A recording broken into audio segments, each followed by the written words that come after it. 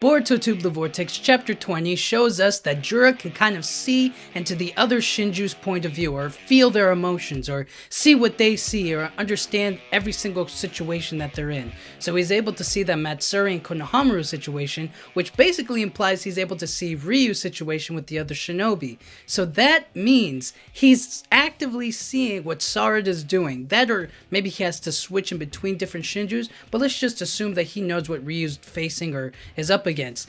Is Sarada's Mangekyo Sharingan, her jutsu, her black hole or Kamui space-time ninjutsu ability, is that going to be like, let's just say that like he sees that and he's like, ooh, that's going to be a problem.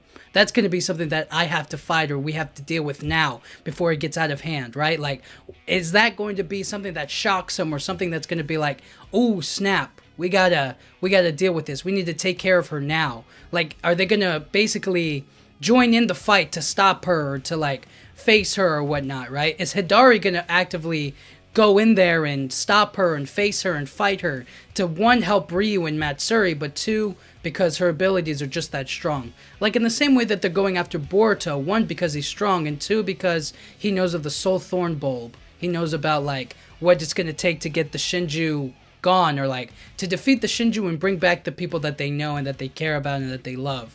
So that's essentially the focus, is that like, what does Jura think about it? It's probably nothing that he probably can't handle himself, but it's more so the fact that like, oh, this person's going to be real trouble for us. They're going to be able to oppose us. They're going to be able to fight us. They're going to be able to destroy us. And if he can beat Boruto, then it's safe to say that he's not really afraid of anybody's quote-unquote strength. It's more so a matter of like, let's deal with them now before they become a problem for us later. So it's kind of like, what's a good example? It's like, okay, this may sound wrong, but hear me out. It's like killing a baby bear, okay? And I got nothing against bears, you know what I mean? I like baby bears, they're cute, you know what I'm saying? But killing the baby bear before it becomes an adult bear, a big bear, that can really kill everything and kill everyone and do anything and isn't able to be opposed, you know what I'm saying? So it's like, you take care of it then while it's still like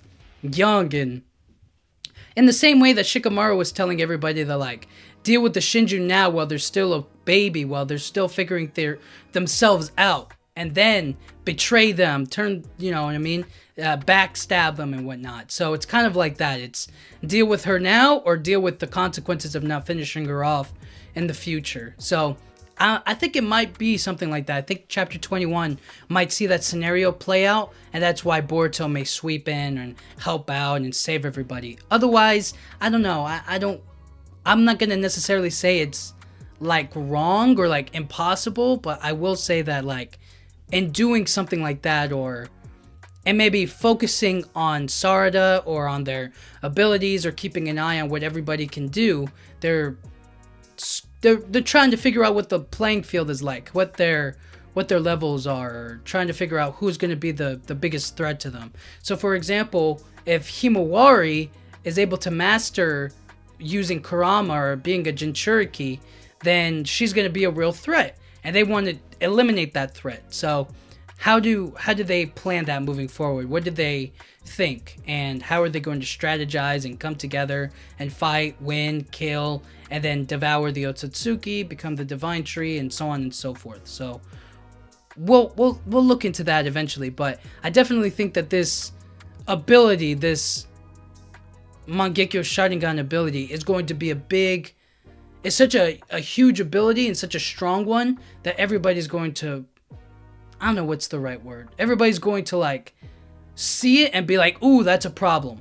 You know what I'm saying? So I'm just curious what Jura thinks about it, or what he thinks about that situation in general, of like what Ryu's facing up against and what the Sharingan can do and how they're going to have to deal with it and work on it and fight against it and whatnot. So we'll have to see. But until then, until Chapter 21, we're going to keep on speculating and coming up with different theories and ideas. But yeah, thank you guys so much for watching. Yeah.